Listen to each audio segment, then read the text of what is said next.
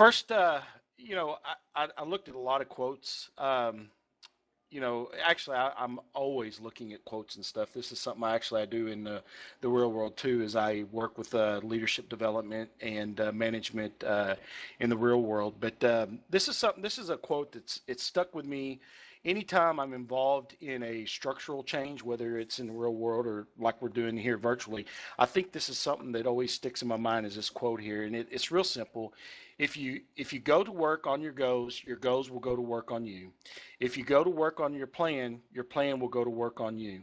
Whatever good things we build end up building us. And it's no different here. That the whole reason that we go back and we do things like this structure change and so forth. And, it's just like when we build a new website or, switching from TS2 to TS3, when we do these things, it's to impact what we are. It's impact who we are as a community. It's what TAW becomes when we do these things. When we build something new for TAW, TAW becomes that thing one way or another. So this structure is no different. We worked on this structure, and hopefully this structure at the end of the day, now that we have built it, will begin to build us. It will begin to change our culture and to move us forward into, another 10 years of existence, and hopefully stronger than what the last 10 years was even. So I'm going to just talk about some thoughts. Now, I'm not going to get into a lot of depth on these initially, but as we move through this, I will talk about you. I will come back to some of these general thoughts in those different sections. First of all, we wanted to make sure that we had a structure that is simple and straightforward. That has been one of uh, the downsides of our current structure, is that it's daunting. It's harder for somebody new that when they come in to really understand our structure. And I'm a firm believer in the simpler our structure, the more straightforward it is, the more likely somebody is to see it, understand it, and want to be involved in it, to actually step up and volunteer. So that was a very important part of going forward and creating a new structure. Structure that is inviting to new volunteers. That's pretty much what I was just talking about. Identified a discrete role for every position. Now, and this was something that I will give credit to Icarus on. And early on in this process, he and I was talking about, the structure changes and, what kind of changes we'd want to make, et cetera. And, I had lots of talks with Icarus, lots of talks with Sooner, Braveheart, the entire CC teams off and on during this process. And one of the things I like the most about it, that again, it goes back to the first point, which is, something as simple and straightforward, is if a position has a discrete role, it makes it easier for somebody to understand what that position is responsible for. Not only if you're answering to that, if you're beneath that position, but also if you are, potentially a person that wants to step up into that position. So having that discrete role is very effective in this situation. And I'll talk about some of those, especially my two favorite examples will be the executive officer and staff officer when we get there. Depth of leadership by building succession to the structure. You guys will see that I have incorporated a lot of succession within the structure. And basically, one of the weaknesses of TAW, as I looked and I analyzed it as I came into the role of the CIC, I really noticed that what TAW doesn't have is a lot of structure support. If if a corps commander, when I first came in, was to leave, we were just simply without a corps commander. Either the Army commander stepped down, or we, tapped DC to step up. Now that's all fine and dandy, but the problem is you don't have as much continuity when you do it that way. So by creating the lieutenant commander positions, as you'll see as we move through this, that gives us understudy, that gives us that depth of leadership that allows good continuity within the structure through succession. So, and again, I'll talk more detail about that as we move forward. Another thing we looked at doing was structuring OS to mirror Army. I don't think anybody would disagree with this. OS has been structure-wise has been the most complicated. It just really didn't make a whole lot of sense. I mean, it did if you looked at it hard enough and really paid attention. But anytime we've asked somebody to go into OS, one of the first things they hear is, well, what am I supposed to be? What kind of, am I this? Am I that? So what we've done is created a mirror effect where the structure that OS has really mirrors Army in the fact that you have division level, you have the battalion level, which is called a team in OS, etc. And we'll explain that in more detail. But that'll, again, going back to the first point there, that will allow anybody looking at OS, and thinking about stepping up and taking on responsibility there, it will give them something that is simple and straightforward to look at. So hopefully it won't be daunting and it won't cause them to not want to step up and volunteer. So that's, again, one more point that we put in there. Um, Another thing that we did is we changed up the from the very top. It used to be you had the commander in chief, and then you had several people that answered pretty much really directly to the commander in chief. Well, it shouldn't be that way. The commander in chief should be at the top. He's the big picture guy, and then there's two branches in TAW. There's the Army branch, which is operations, and then you got your operation support branch. Um, with those two branches, there's a head. There's the Army commander and there's a support commander, and those two guys, should be the direct counsel, should be the direct answer, the guys that directly answer to the commander in chief. So the commander in chief should always have only one or two people he has to contact in order to move TAW forward in whatever it is, whatever the direction is, whatever has to be done, and that's, again, that's all about structure. And you guys heard me say when I came in as the commander in chief that one of the things I'm really big on is speed and focus.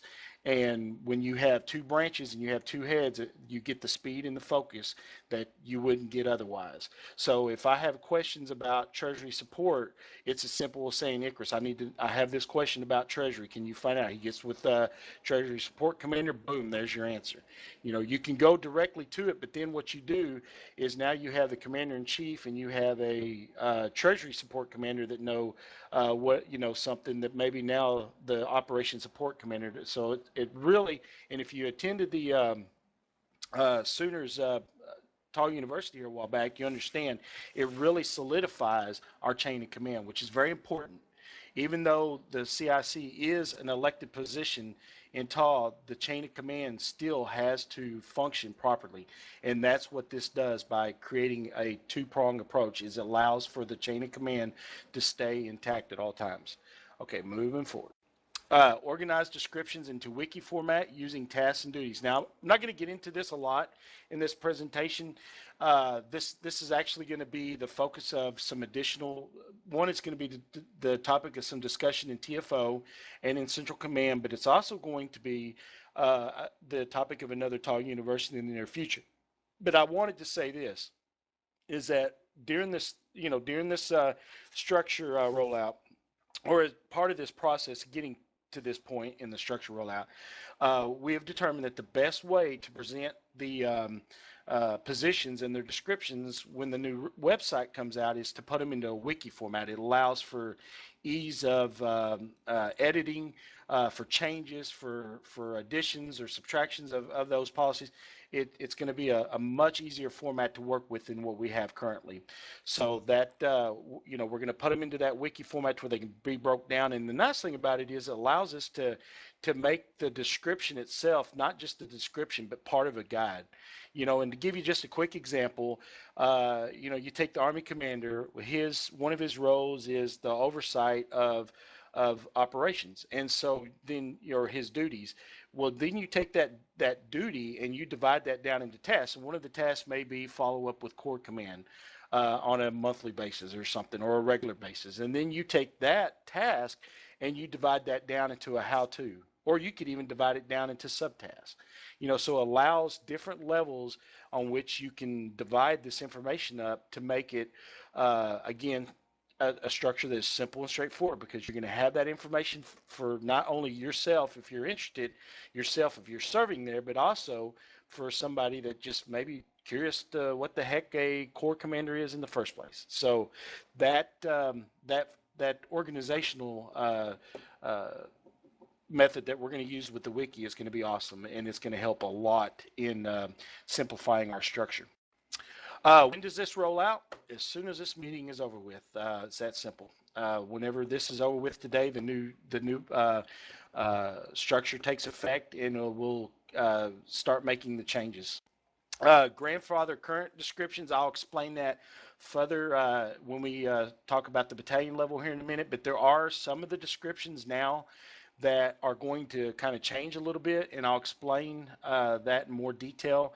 But because they're doing that today, it doesn't mean that you're going to go and change your personnel around. And again, I will explain that here in just a little bit. How can you create useful guides for TAW leadership? One of the things, and this goes back to the wiki thing, one of the things I'm going to be asking from a lot of people in TAW is, I could easily sit down and I could break all of these positions down, and I could write a detailed description about what that position is, what what the duties are, what the tasks are. I could go down and break every task down into subtasks and into specifics about how you do your job. But you know what? I'm not a staff officer in a division. I know pretty much what the staff officer should do. I'm not a DI in a game division. I know what a DI should do, but I think what's more important and what would be more value to talk would be for a group of DIs to come together and help us define what it is a DI should do. What are the DI tasks? What are the tasks that you do as a DI? And then, what are some of the, can we put together a guide that shows what a DI does? So one of the things we're going to be doing over this next year is we're going to be pulling together groups in these positions, and we're going to work on building these wiki pages. We're going to be building these descriptions. What I've done from the start is I created what I call the skeleton of every position duty-wise. I've tried to put down a format of duties that will pretty much be the model that we'll use, but they're not set in stone. They're we can go in and we can edit them as we work on these projects, and we can expand upon them with the tasks, etc. So what that does is that allows us as a collective come together and shape these new positions, or shape the new descriptions for these positions.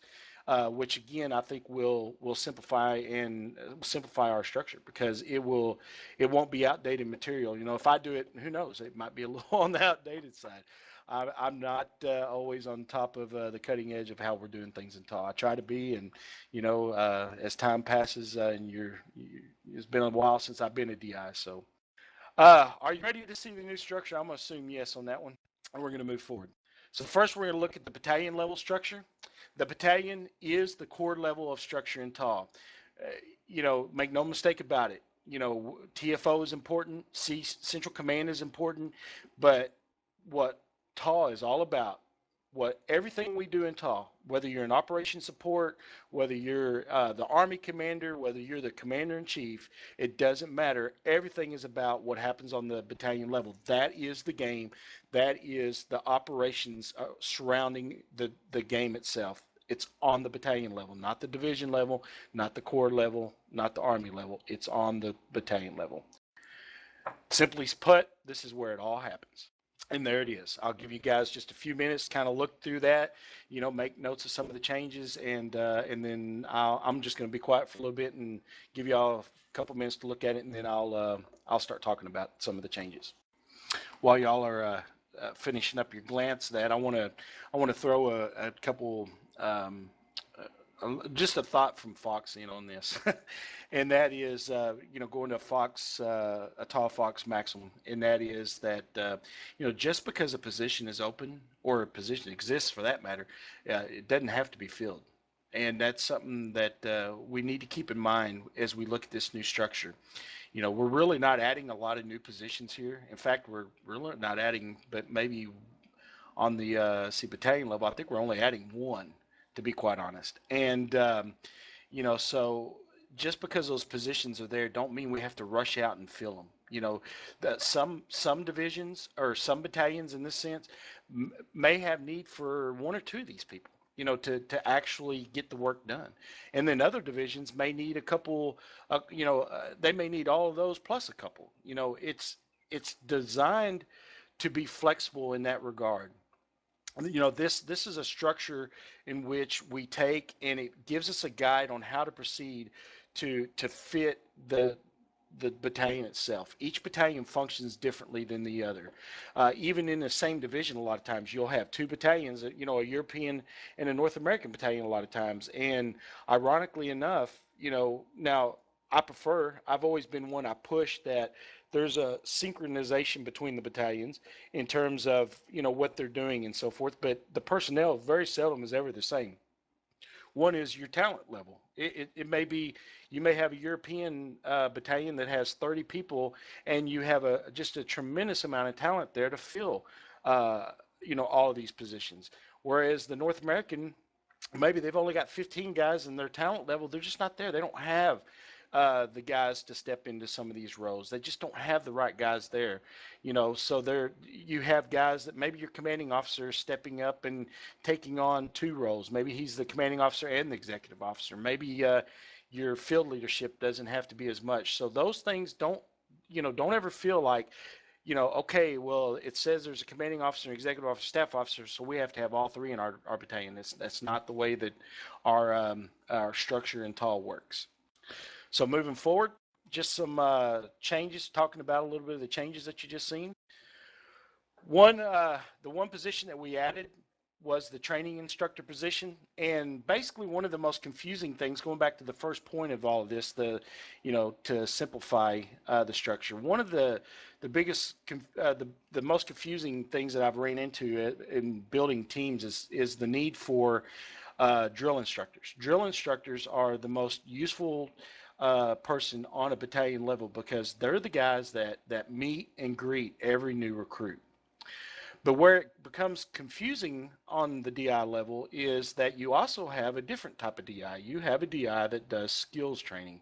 This is the DI that, maybe he's a really good Twitch player. Maybe he's the guy that has defeated every boss, whatever it may be, that makes him maybe that really knowledgeable guy that can train others how to be a better player, to have better skills.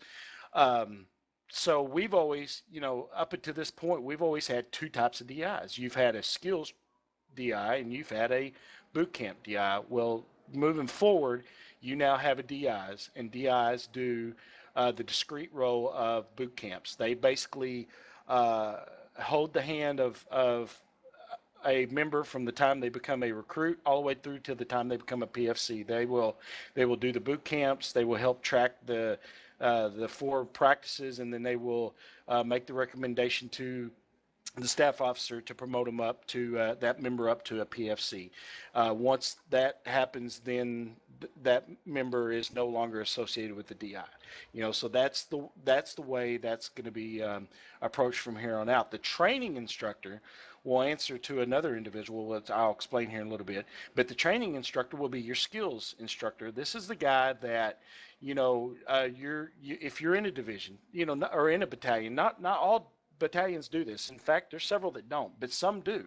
If you actually have practices where you come together and the function is that you're going to have one guy that maybe he's the weapons expert in the game and he's going to do a training on weapons, or maybe he's the guy that is the vehicle expert and he's going to do a training on vehicles. That is what, if you have to have a person in a position to bring expertise to the table and to post, lots of good information on the forums, to keep the content level up when it comes to skills and specialties within the game.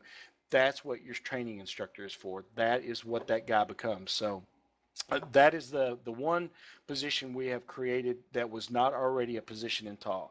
I really like the idea of the training instructor. We've battled with that.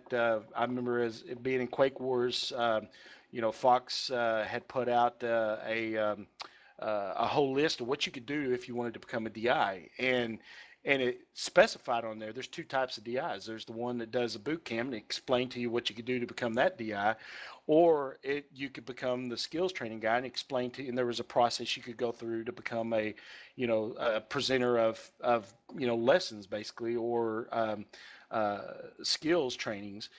There was a process you went through, and it was just confusing because you see somebody wearing a DI tag, you really didn't know, are they a skills DI or are they a boot camp DI? So that's why we addressed it with the training instructor. The staff officer, talking about discrete roles again, the staff officer, now this is different from what we do now. Most of you know on the battalion level, usually your staff officer is your guy that takes attendance. He's the guy that does that type of stuff. Now, a little bit of FYI about the staff officer, and I've had this discussion with Omega and Fox in the past. The staff officer actually was added on after the fact as an optional um, officer within the structure of the battalion. I think, I'm sure Jedi or Icarus or Bones could probably be more specific, but the staff officer itself hasn't been around that long. In fact, I'm not even sure when it actually. I know it had some time around when I joined TAW. It was just basically in development at that point. Um, from listening to Fox and Omega talk about it. And my advice has always been, or the advice that's always been given to me is that that should be like the last role you fill. And I couldn't agree with it more. It still is. If you have to cut a officer position out of your battalion, that might be the one role that you cut out. But at the same time, I will say this with the new discrete role of onboarding, which by the way, when you hear me say onboarding, I'm just teaching some new culture here today. And with our new website, when it's launched, what we call member and processing now, we will start referring to as onboarding, because there is an onboarding process that is going to be much easier. It's a much more simplified process, and but that will become the discrete role of the staff officer, and it's a very important position. It's a great place to cut your teeth on being an officer in TAW, and why I say that is because on that level, the staff officer will, one second, the staff officer, the guy that's overseeing onboarding, will see the process from when a applicant becomes a recruit. The staff officer will be in charge of making sure there's a DI assigned to that recruit, and he'll be there to kind of monitor the process as they go through the practices and stuff, and to make sure that the DI is doing his job, and then he'll be there to recommend the promotion up to the commanding officer once it's recommended to him by the DI to have that person become a PFC for TAW in TAW. And so that whole process is the very basis or the very basic level of where TAW is. When you come into TAW, or if you're an officer, you need to know that process. So the staff officer is a great place to cut your teeth as an officer in TAW, and to start learning down on the bottom of what the process is in terms of being an officer. So the discrete role will become onboarding. That will be their sole duty within TAW, or their sole task within TAW, I should say, not so much a duty. Now, this goes back to, you remember me saying something about grandfathering positions. Right now in your battalions, if you don't do it this way, which I don't know unless I was part of the spin up team, I wouldn't expect that any battalion's doing it this way right now. So what I'm not telling you guys to do is, after this meeting today, is to go in and retrain your staff officer to take on a whole new role. I wouldn't advise doing that, because technically right now that's probably being done by an executive officer, maybe even the commanding officer himself. But what we will want to do is, once say down a month down the road, your staff officer is promoted up, and it leaves an opening down there. Moving forward, once you replace and you put a new person into that position, then is when you want to start changing the culture in the way you do that. You want to start training your staff officer to be more of your approach. The staff officer in your battalion is more of your onboarding guy, not your attendance taker. Moving on to the next one, because it fits hand in hand, the executive officer will take on the discrete role of personnel management. So what the executive officer will do is he will become the guy that takes your attendance, and he will be there to manage your personnel. So for instance, because he's the guy taking attendance, he will, after every practice, he'll take the attendance, he'll enter it onto the website, he'll analyze, for inactivity, or for guys that are AWOL, etc. He's also the guy that is a battalion member you send your excusals to. So he's the one that's going to manage all that. Also, He's the guy that's going to be going around and kind of, for lack of a better word, polling the members. Hey, going up to Icarus. Hey, Icarus, man. Hey, you've been in the battalion a couple weeks now. What do you think about it? Do you like the way practices are going? How do you feel about your field leader? Everything working out? You guys getting along? That's what he's there for. He's there as a personnel management. He's the personnel guy. It's all about the health of the people in that battalion, and then anything that if he feels like a discharge is due because somebody's not been showing up, they've been AWOL, he'll put that up the chain of command to the commanding officer to act on. He filters up to the commanding officer at that point. So that is the big change between those two roles. Using the discrete role philosophy, we have basically said the XO becomes your personnel guy, your staff officer becomes your onboarding guy. And those, by the way, are very important roles within the battalion. All right, moving forward. The HDI, keeping it simple, keeping it less daunting, and making it a little easier to approach. One of the things that we've ran into from day one, since I've been in TAW, and especially during my time working with building new teams and building the leadership, is when you start talking, the HDI is actually one of the simpler ones to understand, but because of the role, discrete role changes, we couldn't leave it as the HDI, because the DIs will continue to be the boot camp folks, but the staff officer will be the guy that deploys the drill instructor staff, not the HDI.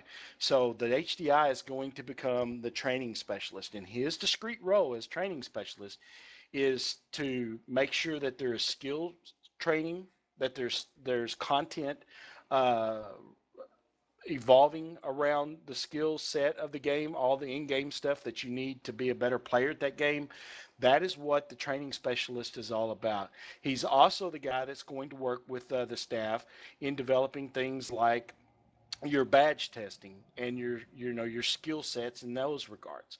That is a very important role that can easily be ignored when you call it the HDI. But as the training specialist, it's very plain, it's very simple. You know exactly what that guy is doing. He's all about training. He's all about the skill set. So that's the change there, title wise. The next one is the TWS, and this is the one that when you say TWS, they're like, what? What is that? What's the tactical warfare specialist? Okay, what is that? And really, I battled on this one. I actually kind of wanted to go back to Battlefield Commander. A lot of people understand what a Battlefield Commander is. It goes back to the Battlefield days, and it you know what? It's really pretty simple in most regards. But again, it transcends a couple other ideas. One is Battlefield Commander. Well, that's not always the case of what the field specialist is all about, or the TWS. The TWS, or the field specialist now, is about the development of field leadership. He's about identifying those field leaders and training them and bringing them up and developing them to be better field leaders. So it's not just about being the commander on the field. The other idea that it transcended was the fact that commander is reserved for central command and corps command and up on the TFO level. So create or bringing the title of commander down into the battalion level would have been really, again, muddying our structure and taking some of the simple, straightforward out of it. So TWS after today becomes the field specialist. The next one, the FST, the field system tech, becomes server administrator. That was a no-brainer. And again, a lot of people, field system tech, what is that? What is that? Honestly, if you don't already know what it is, what is it? You take a new guy to TAW and you ask him, hey, do you want to be a field system tech? And he's going to go, huh? A what? What is that? So what we've done is we've renamed it the server administrator. It's pretty straightforward. This is the guy that is going to, if you have a server involved in your battalion, this is the guy that's going to be there to administrate that server. You take a division like Quake Wars or Far Cry or Section 8, Bad Company, Arma, they have servers. And they have to be able to have those servers set up, We do everything from branding them to putting the configs up on them, getting Punk Buster running on them or Battle Eye or whatever the anti-cheat software. All that stuff has to be done, and they need to be started and stopped. They need to be switched over, and there's all this thing. That's the server administrator. That's what this guy does. So it's a very important role, and by calling it server administrator, it makes it a lot easier to understand what it is that person does, and again, makes it a lot easier for somebody that maybe, hey, I'll be the guy that administers y'all server, as opposed to somebody thinking, man, I know how to operate a server, but I don't think they have a position for that. They have this field system take. I don't know what that is. So that was the approach to that. Warrant officer ranks, we've replaced those. That's not new. And again, that was to simplify, and I'll talk about that in a little bit, but that was just to simplify our ranking system. I understand the warrant ranks. I appreciate what the warrant ranks stood for, but again, they were the majority of the people that come into TAW had no idea how to understand the warrant rank. It took our ranking system to a level that you had to put entirely too much thought into for the average person that come into TAW. So again, it wasn't an easy decision to make, but it was a decision that needed to be made. Moving forward, one more look at the battalion. I'll be quiet just for a minute here and let y'all take another look at that, and that's what you have. A couple things while you're looking at that. Notice the ranks, like for server administrator, training specialist, field specialist. Those guys are pretty much all on the same, the same kill when it comes to where they stand in the battalion. They do all answer to the commanding officer, as everybody does for the most part within the level of the battalion. The commanding officer is the head of the battalion itself. The field leadership positions have all stayed the same in terms of their titles. You still have a platoon leader, fire team leader, drill squad leader. The three-prong approach there, and all of those guys fall under technically the field specialist, and that allows again for flexibility within our structure. I know, like for instance, ARMA. I think all they use is the squad leader and the fire team leader. In fact, I don't even think they officially use the fire team leader as a position. They do tap people to be a fire team leader at practices, and it's somebody different each time. But the squad leaders they do not use a platoon leader or a platoon structure for that matter. Whereas Quake Wars, we're set up into platoons there, and they have multiple platoons, and each platoon has a squad leader that takes a chunk of guys, and then under that squad leader you have your fire team leader. So that you can break in, each fire team can break into, or each squad can break into maybe individual fire teams, and it just it's all just a matter of what level of division do you need to communicate within TS, and what do your leaders want to see happen on that division level. So some battalions are going to use more of these positions than others, just like I said. All right, I'll open the floor right quick before we move on. Any questions about the battalion level changes at all? One, why is the drill instructor not reporting to the training specialist, who's the HDI? Because the training specialist has nothing to do with member in processing or onboarding. The HDI, or the training specialist is all about skills instruction. That's all he's about. Badge testing, that type of stuff. If it's about skills, if it's about training, that's your training specialist. And the guys that do training, like for instance, if the training specialist, as the training specialist, you're pretty much the guy that hopefully is well-rounded. You understand most aspects of the skill sets of the game, vehicles, tactics, movement, weapons, classes, whatever it may be. That game really well, and then you may have a guy under you that y'all promoted to be a training instructor. Maybe his real strong point is, and he's, you can tell he's the guy out there posting like crazy on the forums. Hey, here's a bunch of information about this weapon. This weapon's really good because of this. Here's the splash damage, blah, blah, blah, blah, blah, blah. That's your training specialist. That guy can benefit your team, your battalion as a training instructor. He's going to be able to, hopefully, not, and again, just because you're a good player and you understand the game may not mean you can be a good training instructor.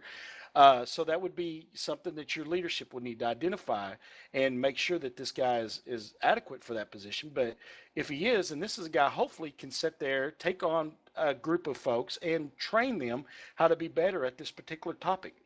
One of my strong points when I'm in game is vehicles, man, especially when it comes to tanks and stuff, just understanding, how to, you know, keep that tank from getting damaged and how to, to quickly, always use your cover, always make sure you can repair it and that you're a class that can repair it, getting the right angle for your shots, using your ground around, all that stuff comes into effect. And so in a battalion, I might be used as a training instructor. They may call on me to make sure everybody is in that battalion is trained up and understands how to use the vehicles better. That's what that's about. Any other questions? It's just the fact that our HDI in Call of Duty at the minute wouldn't suit that role because he was more admin and more recruiting side of it. So what do I do with him then? That's a good question. That's a really good question. Um, I tell you what, let's discuss the particulars afterwards. I'll meet with you and we'll take a look at that individual situation and we'll make a judgment call. We'll figure out the best way to move things around there. Cool. Anybody else? Yes. Is there going to be a way we can access this information later? We're going to try over the next couple of days. We're going to try to get as much of this posted up on the website. I'll put out announcements on as we go to kind of I'll figure out what I can make available. I know I can post a lot of that chart. I can post that stuff on the website easy enough, and I'll talk about that a little bit more in a later section here. Anybody else? Lucky break. Um, Uh, who's that broke? Lucky. Hey, Lucky. Hey, quick, simple question. It says maximum rank for COs, for example, is captain. Is that the maximum rank you can earn in that position, or that you can hold? That you can earn, and that's a good point too. By the way, um, for instance, let me think of a good example here.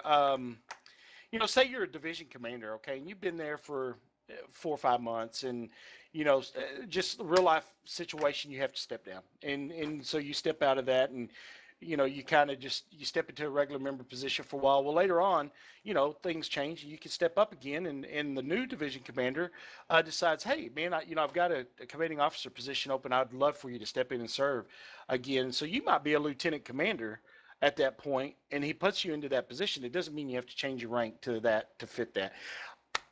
If you want to know the truth, I would love for it to be that way. I would love for it to be that rank stood for that, but that's not the populace in TAW. That is not the consensus. I assure you, the consensus does not agree with me on that one. Eventually, one of these days, I hope it is. I hope that people understand that rank is not as important as what a lot of people make it. But you know what? While it is part of our culture, um, there's not enough support to move it any other directions. If you're a lieutenant colonel and you've earned that rank and you wear that rank and you take on that position of commanding officer, there is no policy and there will be no policy that says you have to change your rank to that structure. So I would encourage you to. I know that there's plenty of precedents for folks that have stepped down or taken on lesser roles that have done mandatory rank reductions, and there was always good reason for that. It's not a punishment. It's not a demeaning. Uh, it's a way of wearing the rank that fits the job that you're doing. That's what it's all about. But again, that's not something that's in policy that you have to do, nor should we enforce anything like that. Not now. So hopefully that answers your question. Anybody else? Hemlock break. Yeah, go ahead, Hemlock. So the positions, like if we have an XO who is a captain now, that's grandfathered in. Is that correct? Absolutely. Absolutely. You do not change anybody's rank or anything else. No, absolutely not. Thanks. Yes, sir. Good question. All right, one last call on the battalion. Moving forward. All right, we're going to look at the TFO level structure. Task Force Operations is the representative collective of all TAW divisions. Through the DC and DO, each division has a voice in TAW-wide policy discussions. It's very important to understand that when you're a member of TFO, you do have a voice in TAW. You are the representative of your division. You don't. It's not a matter of being the head honcho of a division. That's not the perspective you should have as division commander. The perspective you should have as division commander is I am the representative of my division. My voice matters when I'm out in those TFO meetings. And, if you have, members that have a particular concern or, maybe ideas or something, it's your duty, it's your responsibility as a member of TFO to move those forward, to post them in the forums, to bring them to a meeting, to do whatever it is. That is your platform as a representative of your division to help shape TAW in the future of TAW. So I hope everybody always in our structure understands that Task Force Operations, TFO, is the representative body of TAW. And if you want to have a say-so in TAW, all you need to do is be in TFO. It may not be a voting position, but that is where you have the opportunity to voice on numerous occasions the opinions and so forth of the members of TAW on their behalf. So anyways, there's your new structure. Not a lot of big differences, but I will explain some differences here in a little bit. But pretty straightforward, not a lot different from what you guys have seen in the past. Note the mirroring for operation support there. Pretty sure everybody's had a chance to see that. The only new position, just looking at this, the only honest new position here is the regional officer, which you guys, it's not really, I guess, not really new at this point, but that is new to this year. The project manager and the project assistant were changed, and I'll get into that here in just a second. So some TFO level changes. The regional officer positions were created to serve. I guess those were new. Did I? Oh yeah, they're listed there. I just missed it as I was looking at the chart. So I guess I was wrong. More than one added position. It was also the regional officer positions were added to the TFO level. In TAW, there's 3 regional officers. We currently TAW has representatives from 3 different regions, which is the North America region, the European region, and the Oceanic region. Those positions are housed in Vanguard, in the Vanguard division, and basically what that allows, one is in Vanguard, they're directly involved in on the commanding officer level, they're directly involved with teams and the building and support of those new teams as they are building not just the leadership but the teams themselves. And it also allows TFO to have these members involved in the discussions. These are guys that, just like we were talking about the division a while ago, these guys always have to have the perspective that whatever region they're from, that, if there's anything that, if there's a theme, if the North American guys are just, they really see this one game that's really important and really is going to be a big hit. It should be the regional officer for the North America region that really voices that to the rest of TFO and passes on that excitement to us and lets us, makes us aware of, hey, there's this excitement, in the EU region, or there's this excitement in the Oceanic region. And it also gives TFO, by the way, a place to check in with that region. It gives us, a direct place to go to and say, hey, what's going on in the Oceanic region? What kind of games are just really hot over there right now that maybe maybe it's not on our radar that we've identified as being a really big game, because there are cultural differences in those regions that could create a change, and we want to have a way of tackling that and being aware of that. So anyway, the regional officer position. Vanguard and Sentinel are no longer task force units like they have been in the past.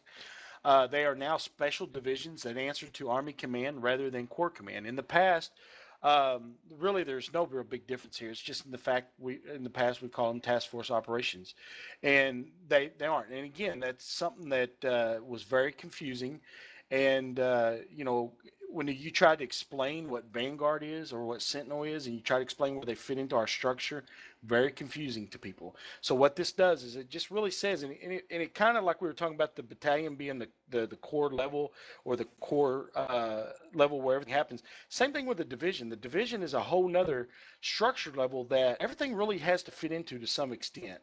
And that's what we've done with Vanguard and Sentinel. We've not created any demeaning uh, reduction to what they stand for. They're still very important entities in TAW. Vanguard is, where we bring up new games. We build new leadership. We build new teams through Vanguard. And, it's become the culture in TAW that all divisions new to TAW, for the most part, with a few exceptions, go through Vanguard, period. And so there's a process in which those divisions go through. Then there are uh, indicators or things that there's certain um, um, benchmarks that each team has to meet in order to get out of Vanguard to become a division. So that is a division in itself, and it's very important that we always acknowledge how important they are. And whereas a normal division, a gaming division as we can call it, answers to a core command team, the only difference here is that a Vanguard division answers to the Army command team because it is again a very important division within TAWs. Same thing with Sentinel. Sentinel is more of what I like to call a rehabilitator. There are divisions that still have some decent leadership in them, or maybe there's a core group of guys that have the potential to lead, but maybe they just haven't got there. There are different indicators or different benchmarks, or I don't want to say benchmarks, but there are different things that we see that uh, you know shows that a division needs to go down into Sentinel and be rehabilitated, or really basically allows it that instead of in the past, before Sentinel, we just closed divisions. A division, uh, weltered and dried up, they just got rid of it. If it lost its leadership and there was nobody anymore, they just got rid of it. Now with Sentinel, there's a place that division still have oversight of it, through the Sentinel command team, and allows that team to function for a period of time and try to actually rebuild itself. And we've seen that happen for the first time in TAW this year. We've had it happen twice. We've had Age of Conan that's been themselves out of Sentinel, and we had the Combat Arms Division do the same thing.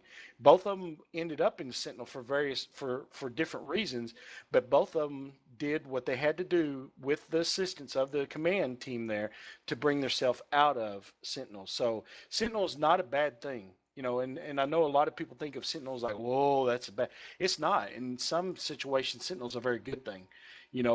Because it's our way, senior leadership's way of saying, look, we find value in this game. We find value in the members that are still playing that game, and instead of just ushering you guys out or giving you an ultimatum to either join another division or leave TAW, we give you a whole nother option, or place that team into another area to allow them to continue working and hopefully be able to assist them to the point that they can come out there. So anyways, that's a little bit of a change, not a big change in our structure, but one worth mentioning.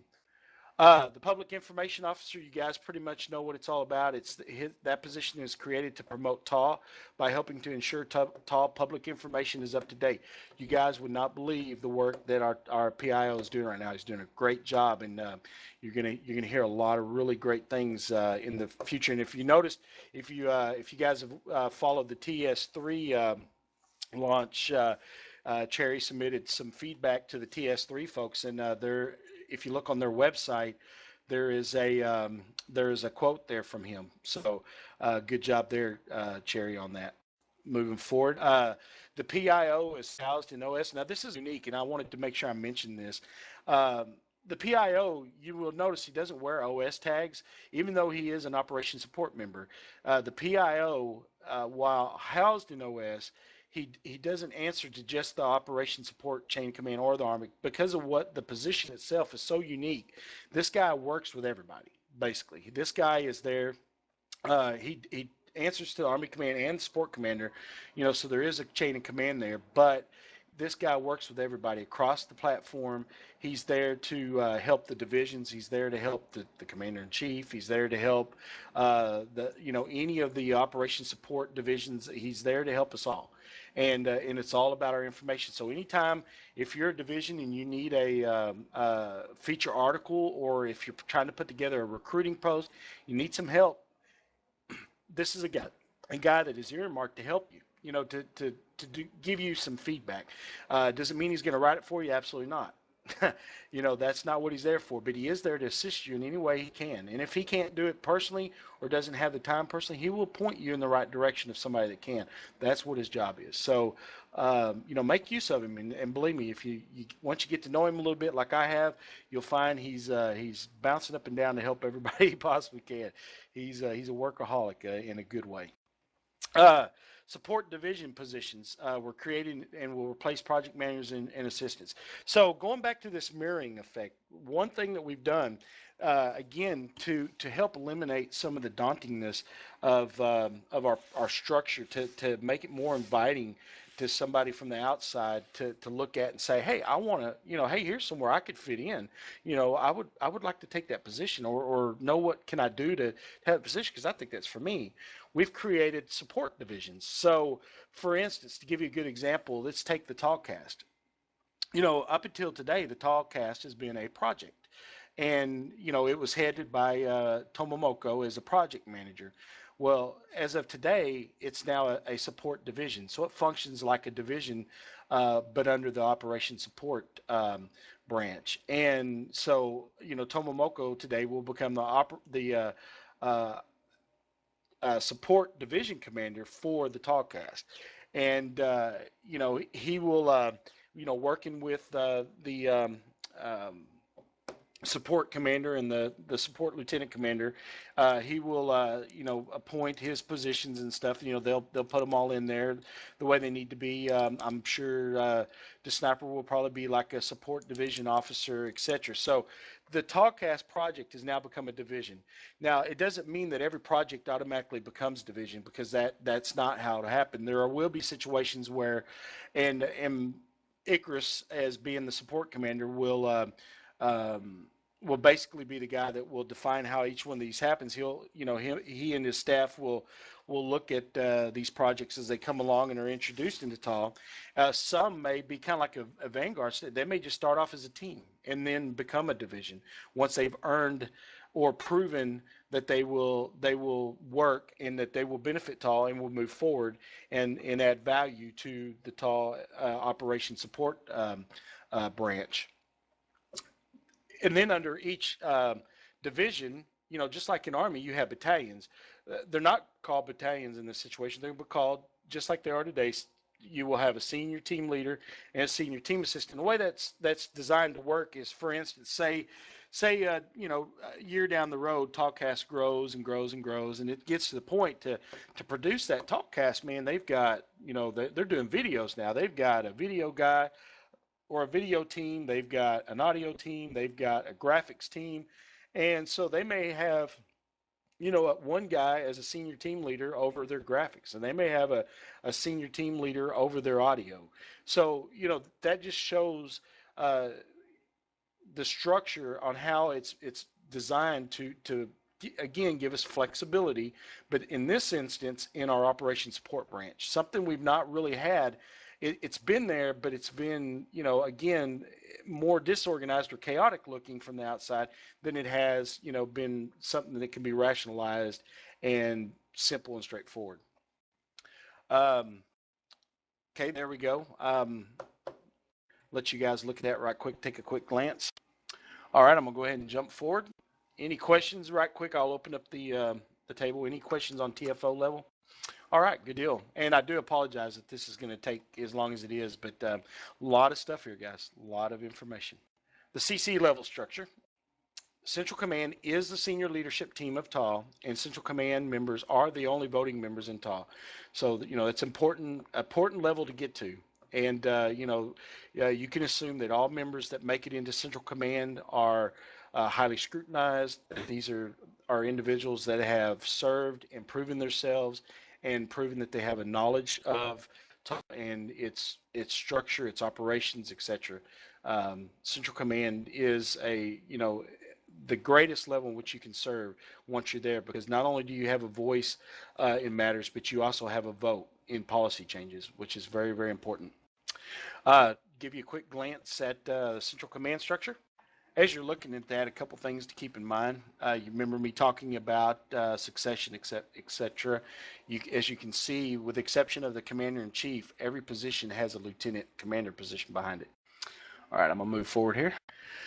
Lieutenant commander positions were created to ensure that all TAW command positions have an understudy. So the goal here was, again, one of the things I identified early on in our structure is that we didn't have enough of succession built into it. There wasn't, for instance, Jedi, even though we've recently created the Treasury Support Commander position, even Jedi does a very important job in TAW, and that is the Treasury. Hours is put into that job. It's not something that you just go in, you find somebody that's willing to do a little extra work, you tap them on the shoulder, and they just jump in there and they're able to do. It's much more complicated, much more detailed than that. So what the danger to TAW is, by having these positions in TAW, like Bones, for instance, the Information Security Commander. There's a lot of things that Bones does for TAW to help keep our information secure. He helps make sure that we don't have loopholes in our website, for hacking and stuff. I mean, there's a lot of analysis that goes into this stuff. But again, in that position, that's a position that's very, very important. And if you only have one person serving in a position or understanding how that position works, that becomes a danger to TAW. And what I mean by that is if God forbid, if Jedi was to be involved in an accident tomorrow and could no longer function and do his job, then who would? Who to step up and make sure there's continuity, that TAW isn't suddenly going to find itself in a crisis because there's a job done. Same thing with the Corps Command. Nobody knows the divisions and their command staff and their structure better than the Corps Command. That's what they're there for. They're there to understand the needs and the individual personalities and stuff involved in a division. And if we lose a Corps Commander with the old structure, you now have no continuity. But in that structure, you have somebody assigned to go down and fulfill that position.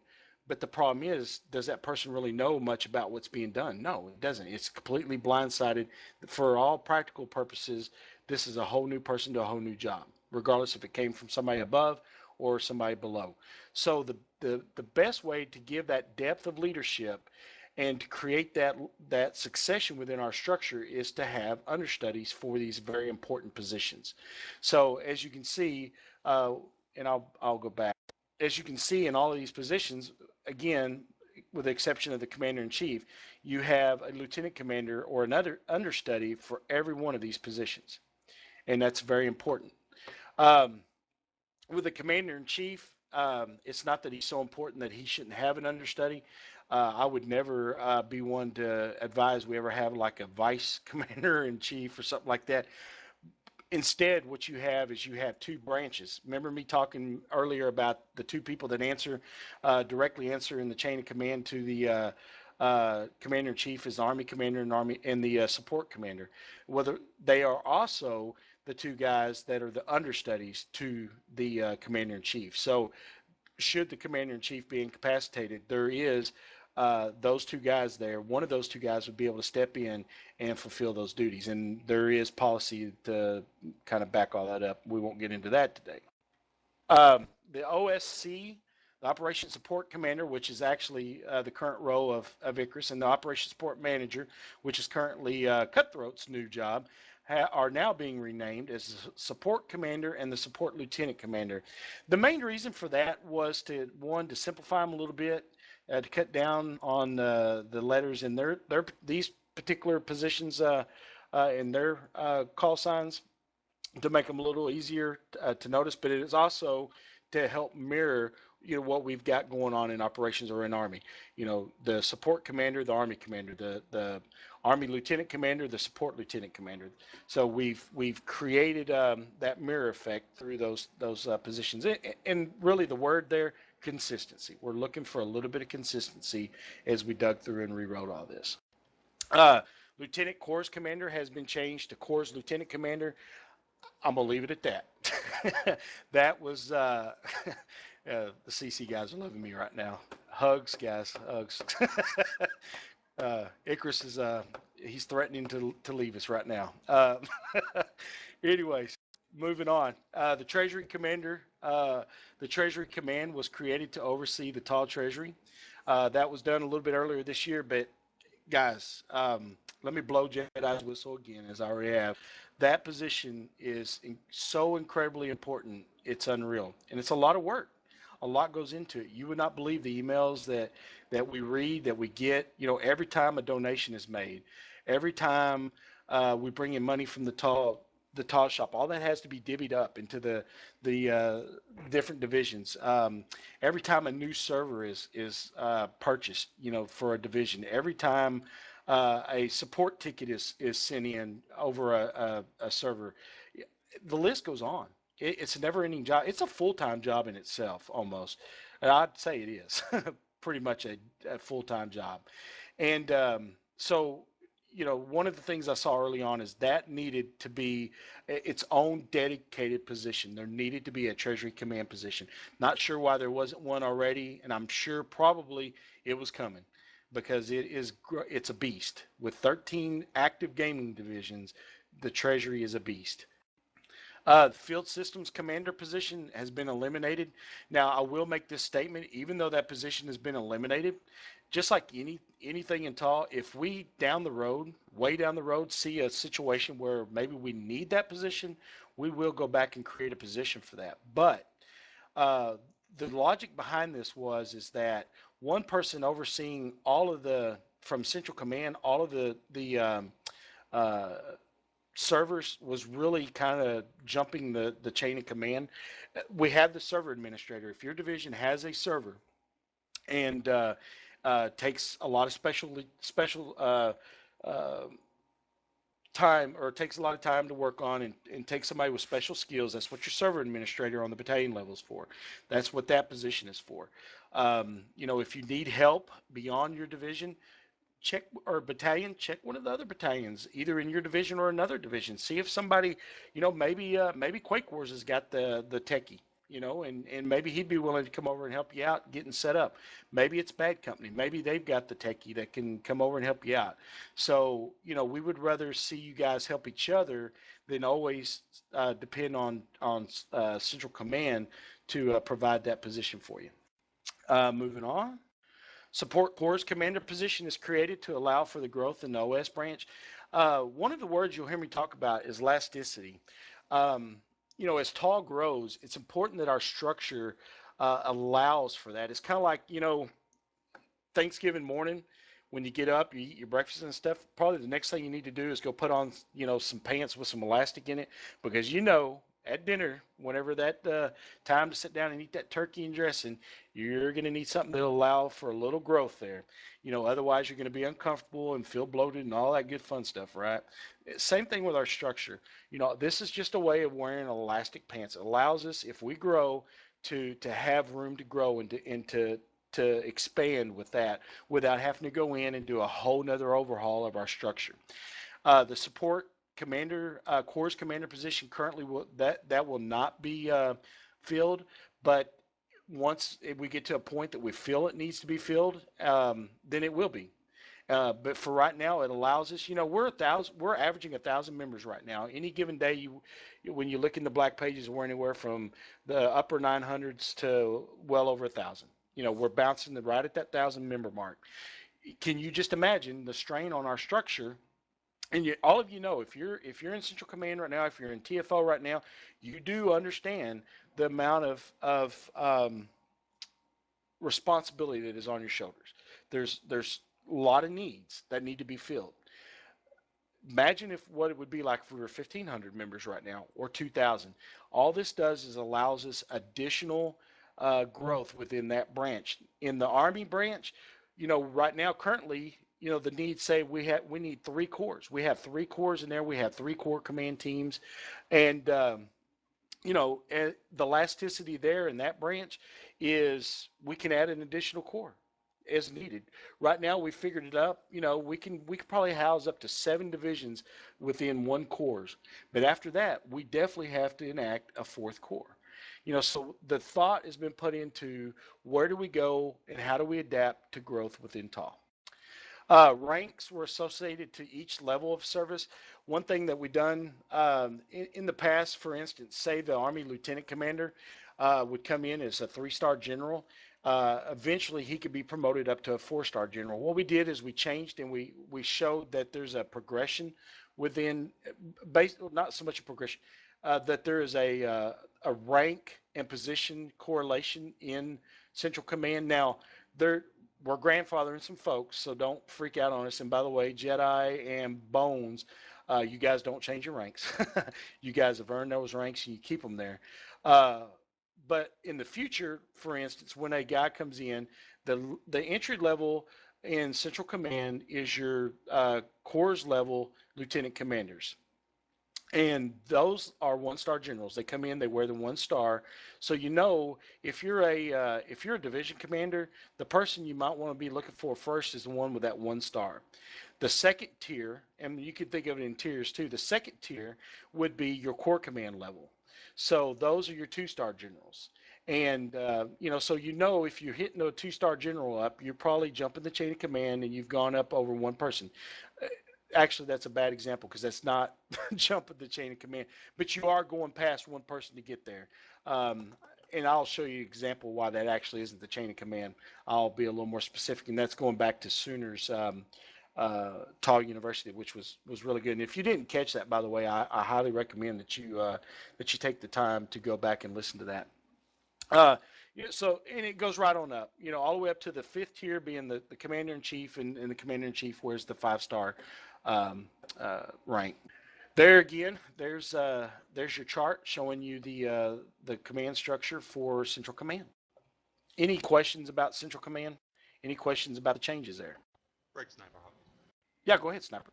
Yeah, and the new website, are they going to have updated tags to where everybody in Central Command doesn't get listed as division officer, but actually says what they are? Hey, Icarus, you want to address that? Sorry, go ahead. You have to repeat the question. Sorry. Presently, everyone in Central Command on the website is shown as a division officer, except for Hook. Is the new website going to have it where they're broken down and we'll actually be able to see where the hierarchy is? Yes, absolutely. That's just the only unit that we can create on the existing website is obviously a division. Therefore, Central Command isn't a division, so the new website allows us to create unique unit types. Central Command being one of them, division being another one. So that'll be much clearer on the website. Yep. Roger that. Thank you. Good stuff. Thanks. Anybody else with a question about Central Command? All right, moving forward. Here is the hierarchy chart. This just kind of puts it all in perspective. If you didn't already figure it out, just shows you from the top to the bottom to the top, just kind of how everything fits. And one thing to note is the mirror effect that you see now between Army operations and operation support. All right, moving forward. I put little dots out beside here. I just wanted to show you right quick what the actual chain of command in TAW is, and it's real simple. Just think of commanders, and and I see I did it right. So starting at the bottom, you have your commanding officer or regional officer if you're in Vanguard. Then you have your division commander, and then your corps commander, your army commander, and then the commander-in-chief. So you have technically 5 levels of chain of command. The positions that are associated with each one of those are your support roles. So, for instance, the Army Lieutenant Commander is in support of the Army Commander. And just to give you, and again, another plug for Sooners Chain of Command, TAW University. Ranks chart. There's a list of all your current ranks. This is actually already available to you out on the website. And by the way, You know, I've spent a lot of time going over this stuff, looking for errors and stuff. But if you see something, speak up. Don't be bashful. Or if you catch something later on, don't be bashful. Let us know. We're human and we do make mistakes. You're technically chart. We can just about forget the donations to the ranks. Not so important anymore. Any questions on these abbreviations here and how they work? I know that you got a little bit of a uh, um, symbols, some symbols and stuff down there that you got to go down to the legend at the bottom and refer to. So if you have any questions, not sure how some of that works, nothing different what we do today. But if it's not clear, you know, please ask and I'll clarify right quick. All right, moving forward. Final instructions. The new structure is in place immediately, just like I said before. Please notify your members and have all uniform changes made by 9 p.m. Eastern Standard Time on Tuesday night. If you have some guys you have trouble catching up with and all that, guys, not a lot. It's just a target date that we're looking for. You know, before most of the practices start on Tuesday night, we'd like to try to wrap as much of the uniform changes up as possible. I will reemphasize, or I will stress, if you have questions on how something adapts. I know there was a good question earlier. I believe it was Shad's that was asking on a HDI position. Look, if you're not sure how to adapt something, you know, come grab me. Come grab one of the other guys. If they don't know, they'll come ask me. I'm sure, and we'll do the best we can to help you guys through this. There's not going to be any retribution for not getting it right. You know, just ask questions. If we see something's out of place, we'll come help you out, man. That's all it is. You know, we've got to, just like we did with the moving over to TS3, we just got to help each other out. And, you know, we're all human. We all make mistakes. So don't, don't be bashful or shy if you're not certain on something. Current position roles. This is what we were talking about before. Look, your XO, you don't need to change what these guys are doing. Your SO, you do not need to change what these guys are doing currently. But whenever you have to replace these guys, that's when you need to change gears on these positions and switch them around. The SO needs to be your onboarding guy. Your XO needs to be your attendance guy. A proposal is being made to remove the positions and descriptions out of policy. Currently, you find all this stuff listed in policy. That's your rank chart and so forth. I don't know if we're going to pass it or not, but the proposal is being made. In fact, I think it's Icarus was going to be proposing that if he hasn't already. I'm not sure where we are on that, but either way, there is a proposal being made to take this chunk of stuff, because this is directed by the commander in chief and shouldn't be a part of policy anyhow. It should just be there as a guide to help make sure that we are consistent with our policy when it comes to, you know, especially whenever it's specific about what row has authority to do this or what row has authority to do that type of thing. But beyond that, it shouldn't have to be in policy. So we're not going to do anything with this new structure to put it in policy currently. New drop downs for positions will be added as soon as possible. Now, if Icarus wants to make a comment on this, he's more than welcome to. I'm not sure what's involved, how soon we can do it, if we are definitely going to or not going to. But I do believe that the discussion was that we would update the new or the current site to have these drop downs on them. Yeah, I have to sit down with the guys and look at it, but we're gonna, on the black pages for the position drop down, we're gonna get that updated to reflect all the new stuff. So at least folks will be able to, on the existing site, we think, be able to flag these new positions.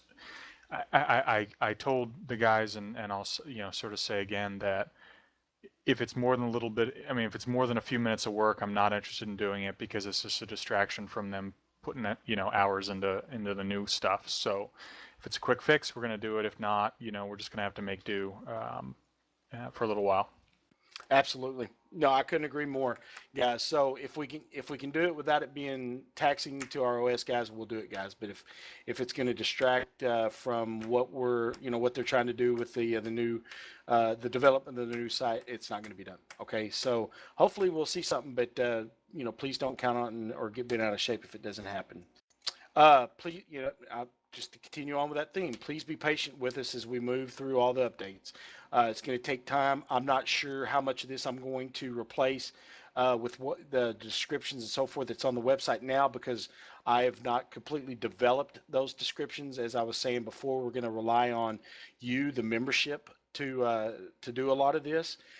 So I may go ahead and put some of this up there and leave what's there intact. I'm not certain yet, so just be patient with us as we move through this process. What I will do, though, is get these charts up on the website, hopefully today on the forums, in the TFO current section, and I'll stick when I do, so you guys have something to refer to in terms of our structure. We don't want to leave you just completely blind or flying with a blindfold on. So we are, sensitive to the needs there. We will not see a complete adaptation of this structure until the new website is released, obviously. Just like we were just talking about then. There's a lot of things that this structure won't completely melt over into our websites and so forth until we have the new website. And that's understandable. The reason we actually, originally I wanted to do this over the summer. I wanted to release this. And we got to talking about it. The convention became more of, no, we need to hold off because we can't make these changes and don't want to make these changes on the current site. So we really need to wait until the new site comes. Then the convention changed again through the process as we had new things develop with the new website. It became clear that actually, in order to push forward the policy changes and some of the other changes that needed to happen, we needed to do this before the new website, not after the new website. So that is why it's being done this way. I know it's kind of like taking the sheetrock off of a room, hanging up the new sheetrock, but not plastering it and painting it for a while. Hey, that's what we have. Consider it under construction. But when the new website gets here, things will be a lot more tidy and up to date.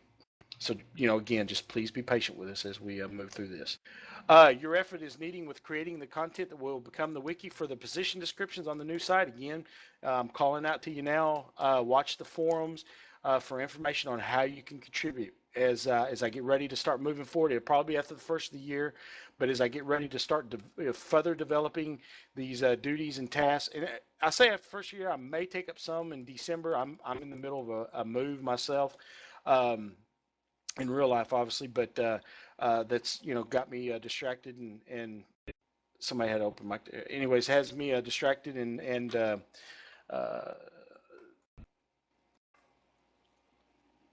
somebody trying to break. But anyway, so just watch the forums for more information on how you can step up and contribute. Please use the chain of command for more information on the new structure if you have it. So, make sure that if you have more questions, get with the guys, get with your chain of command, and we'll get going. I know this is change. Change is never easy or straightforward. There's always questions, so don't be bashful. So what I'm going to do now before we finish it up, I'm going to open the floor one more time to questions. So if you have any questions on the new structure whatsoever, now's the time to ask. Chris Break. Yeah, go ahead, Ick. I think you sort of explained it, but could you go over one more time the direction we're going with duties and tasks? Yeah, I tell you, to give you a real good example, let me pull up my document here. Y'all won't be able to see it, but let me pull this up and I'll read through some of what I've got. And okay, go ahead. No, I mean, I can explain it if you like. I sort of in the abridged version for those folks, but I was a little confused in kind of the way you had explained it. Sure. Again, we've got a lot of the duties established for these positions, which is basically duties are your core responsibilities within that position, things that you are accountable for, basically what the leadership above you is going to be holding you accountable for. Tasks are basically the sub-items of that instead of going item by item within the tasks and holding you accountable for those, they're basically the recommended things that TAW sort of thinks that you should be doing in order to be doing a good job at that duty. So for example, your duty might be responsibility for onboarding, right, which is getting new members into TAW. And then there's like 7-8 things that are really important, like checking to see if there's any new applications, contacting the new recruits within 2 days, or So in other words, you're responsible for onboarding, but there's some really important bullets that are underneath that will help you do a good job at that. The idea is that instead of sort of saying, hey, you're responsible for getting new members into TAW and leaving it there, we're going to expound on that and then give you guides under each of those tasks. So it shows you where on the website to do the job and how to perform that function. So it you know, with guides, with recommended hints, videos, screenshots, all sorts of stuff. So the idea is this is also going to facilitate new officer training in a way in which we've never done it before. Yeah, no, good stuff. Absolutely. That, yeah, it's a great process that we're gonna be able to go through. And what's cool, you know, if you guys that are in positions have seen the battalion officers field guide, and really it's a way of taking that approach, you know, that detailed level of information and how to and so forth, and not just this is exactly how you do it, but this is, you know, maybe it's a recommendation on how to do it or an example of how to do it. And in some situations it'll be an exact, and it allows us to fit that into the description. So it's, you know, if you're the executive officer of a battalion, and you know, you can just follow, you can click on the duty, and then that'll, you know, explain some of the tasks that are involved, and then you click on the task, and then that'll explain on how you achieve that task, etc. So I'm looking forward to it. That's going to be one of the most revolutionary things of TAW ever. I mean, to have something like that at our fingertips, it's going to allow us to grow our leadership and our people a lot faster than we ever have in the past, and make it a lot easier for guys when they step into positions to understand what the heck they're supposed to do and how to do it and so forth. Whereas we don't really have that right now. So, you know, it's important that we have it. So great job. Icarus did an awesome job of giving us the concept behind that. All right. Any other questions? Guys, I appreciate everybody that showed up. I appreciate you guys bearing with us for a whole, well, I wouldn't say a whole hour and a half anyways. I appreciate everybody hanging in that long. I know I'm long-winded on the subject, but it's a lot of information. And, you know, I believe it or not, I actually pulled back in a lot of places. I started going even more detail. Glad I didn't. It would have been 2 hours. But I wanted to make sure I gave you guys as much information as I possibly could. These are the tools that we function with and we operate with, and we need to